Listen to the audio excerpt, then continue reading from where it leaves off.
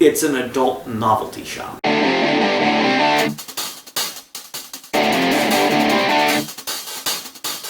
How y'all doing? I'm Big Al and welcome to the garage. So today I want to talk about the whole notion of having an adult car. So how do I get on this subject? Well, a couple weeks ago, a friend of mine from high school posted on Facebook that they purchased a small SUV and they had used the term adult car to describe it, their first adult car. So, what exactly does that mean? That it has to be, that being an adult means you're not allowed to have any fun, it means you have to have a boring practical vehicle? I personally say no. Just because you're an adult and you have a family doesn't mean you can't have a fun-to-drive car. Now, if you've watched this channel for any length of time, you know that I absolutely detest SUVs and crossovers. What I haven't told you is that I did briefly own one of these vehicles. It was a 2004 Honda Pilot gifted to me by my father-in-law. Very generous of him, by the way. But I hated that vehicle. I hated it with the fiery, burning passion of 1,000 suns. And yes, this was my first adult car. It was practical. It was safe. It was big. And my wife, when we were back at that time, told me, well, you just hate it because you hate what it symbolizes. And yes, it's true. To me, SUVs do symbolize responsibility, practicality, and getting older. But that's not the reason I hate them. I hate them because they're ugly. The Pilot that I had was slow. It guzzled gas. They don't handle well. I don't care what you say. I mean, it's never going to handle as well as a sedan or a coupe. And it was, did I mention it was ugly? And the thing was just a big pain in the posterior. It was at the end of its useful life. But I do have some funny stories that go along with it that we'll get to in a moment. First thing, I had to have its air conditioning recharged. Which, if you've ever been in South Carolina in the summertime, you know you want to have... Oh yes, the tires would leak air, and the spare was off the bead and totally useless. So, driving this car one time as a family, we are going down to Hilton Head Island. We stop in Orangeburg, South Carolina. We get some food, we're getting in the car, and my son, who was about 3 at the time, decides to start playing with the window switch. And the regulator failed. So the back driver's side window drops all the way down. Well, great, now I've got 150 more miles of highway I need to drive and a window I can't shut, so managed to get a clear plastic trash bag, get some duct tape, tape it over the window. We took Route 21 south to cut off part of I-26, part of I-95, and $380 later, I had the window regulator fixed. Now fast forward to that summer, we're driving this car from South Carolina up to the Finger Lakes in New York. First day we make it to Lexington, Virginia without incident. And then, second day we make it to Pennsylvania. Once again, we stop at a Burger King. I don't know why these incidents always seem to coincide with us stopping at a Burger King, but I guess the car just wanted to have it its way. All's well. We get our food. We're getting back in the car. My wife shuts the driver's side front door.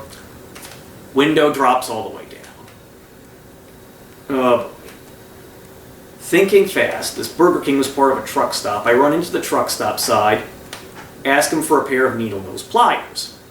Thankfully they had a pair. I was able to grab the window, yank it back up, which we then duct taped back into place. I return the pliers, ask if there's a true value, Turns out there was one right next door. This is on Route 15 and 11 coming out of Harrisburg, Pennsylvania. So go to the True Value. Buy another pair of needle nose pliers in case this happens again. Bad on me for not bringing tools. And I also get a bunch of paint sticks. Wedged the window to keep it from... Car looked ridiculous, but it worked. Get a little further along, up past Williamsport now, or no, past Lewisburg. My daughter, who was about 19 months at the time, vomits all over herself. That thing we just pull into the first business we get to. It's an adult novelty shop. I kid you not. We get out. It's hot outside. We're trying to clean my daughter and her car seat up the best we can with paper towels and baby wipes and whatever we have on hand and dig out new clothes. And my son's like, well, it's hot. Can we please go in the store? I'm like, no! You may not go in the store. So we ended up in New York safely, and that vehicle ultimately went to CarMax with the duct tape and paint sticks on the window, and they still gave me $1,000 for it. I don't know what they were smoking, but I'm glad they were smoking it. And I have the Camry that I am driving to this day. And the Camry is also the perfect adult car. It's practical, seats my entire family, and it's the Sport Edition. It's pretty quick. It handles well. It has the poser paddles in case I want to shift gears manually, even though it's not the same as having a proper clutch car. But it's an adult car. It looks presentable. I can show up to a job interview with it and look respectable.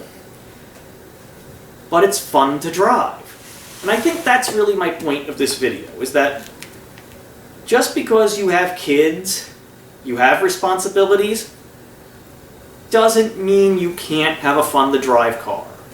Whether it's your actual daily driver or a weekend warrior like the Corvair.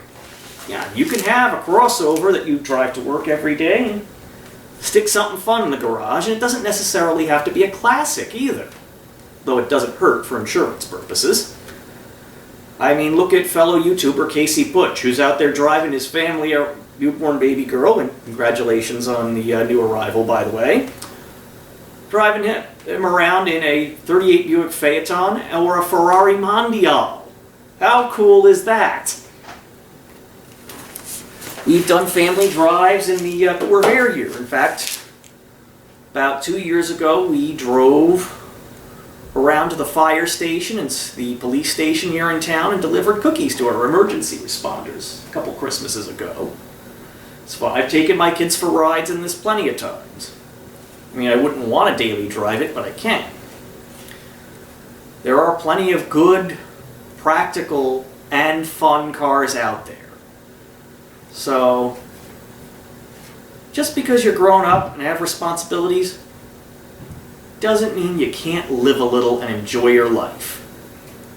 I get it. Sometimes you need a big car, and I'm not above renting a minivan when I need to go on a long trip. In fact, even if I owned an SUV, I'd probably still get a rental just to put the mileage on someone else's vehicle. But, and I keep repeating my points, I do that a lot in these videos, if you haven't noticed, is that just because you're getting older doesn't mean, growing old may be mandatory, but growing up is optional. Go out and buy that sports car. Have some fun with it. There are plenty of great cars with 4 seats, and I'm going to make a top 10 video, I think, about practical, fun, daily drivers. Anyway, this was a bit of a rambling stream of consciousness. Hope you enjoyed it. Please like, share, subscribe, and I'll catch you on the next installment.